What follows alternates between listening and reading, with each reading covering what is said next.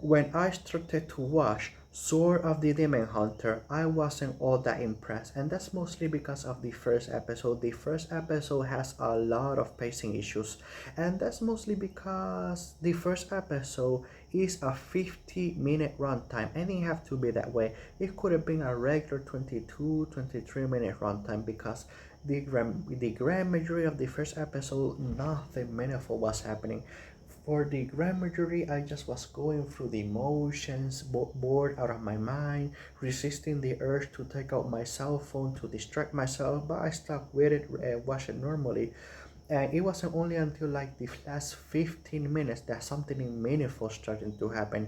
So let's get into it. Now, make a long story short with the first episode, we have Jinta that ran away from home with his little sister because his little sister was being physically abused by the father because she's half demon. So they ran away from home, got adopted, living in a new village, and Jinta falls in love with a girl.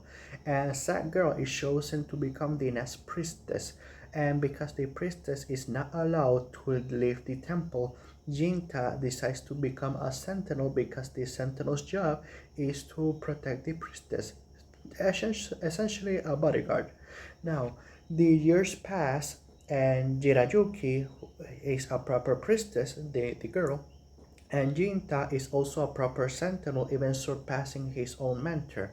Now, after that, Jirajuki is approached by the village chief for a proposal for her to marry his son, and she was very inclined to accept, putting her duty over love because obviously, sorry, later on, Jinta and Jirajuki confess it with one another that they have feelings with one another, that they love each other. But like I said, duty over love. So even though that Jirajuki loves Jinta, she decides to accept and marry the village son. And that was a horrible decision because in every single story where I have read that has chosen duty over love, it has never ended well. It never ended well. You know, in novel, manga, anime, each time that I have seen this decision go being made, never ends well. And lo and behold, also in this anime, it didn't end well because after that, all hell breaks loose because Jinta goes out and fights a demon, and he did survive, but by consequence he becomes a demon himself. Jirajuki, for some stupid reason, while Jinta is out there sacrificing his life, protecting the village, fighting another demon, she chooses this time to sleep with her now fiance. And Jinta's little sister witnessed all of this, and she goes ballistic and goes all demon and kills Jirayuki. And Jinta also goes with a blinding rage trying to kill the little sister, but fails. The little sister runs away. Jirayuki is dead. The village son is also dead. The village is on fire, and everything is just pretty much hell. And well, because Jinta fails his mission to protect the village and the priestess, he decides to go on a journey, pretty much, let's say, a revenge journey to kill demons and also to hunt his little sister. And that's mostly the first episode. Later on, let me talk about now my opinions of the anime overall. Now, I like that even though that he's technically on a revenge journey, he is not blinded by revenge. He doesn't see a demon and just go for the kill instantly. No, he is actually very cordial, and he always asks their name first before attacking or doing the killing blow. And he even managed to strike a conversation with a demon and actually become in friendly terms with him. And I didn't see that coming. I thought that he was going to be a blinding rage, kill a demon as soon as he sees one, but hey, I was wrong.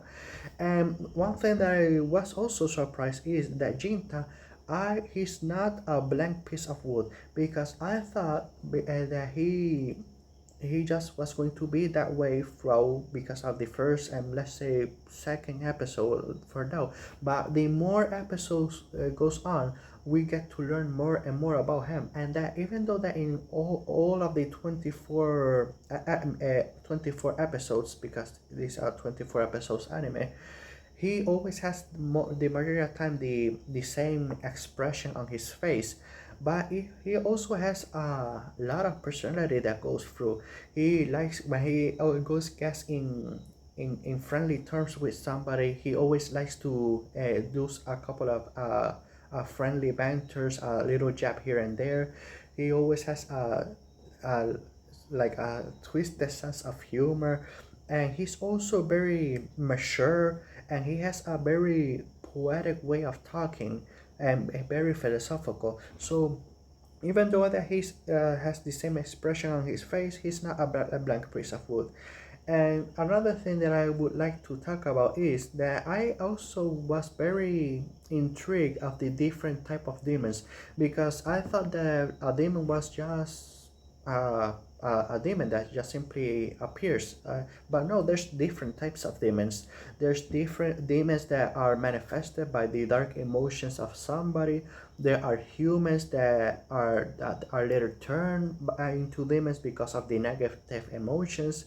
There are also demons that are artificially made by other people by their own greed and benefit. So there are different type of demons that not every one of them has, let's say a tragic backstory. Now we don't see the story of each and every one of them, obviously, because they with many different appearing in each every episode, this would have been super long. But yes, some of the demons have tragic backstory of why they turn into demons, and some of them were very more heartbreaking than others.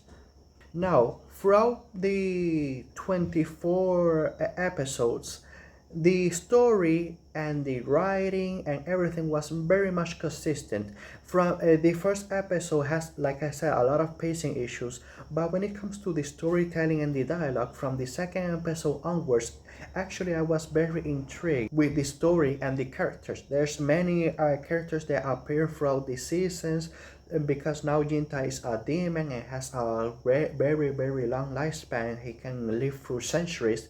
Well, we see a couple of characters come and go, but still it is always, it is heartbreaking, bittersweet, if I would say.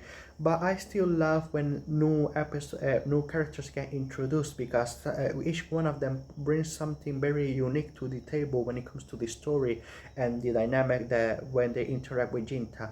But while the story and the dialogue and everything stay consistent all the way through the ending, the only thing that wasn't consistent was the animation. And I'm talking about the fighting animation.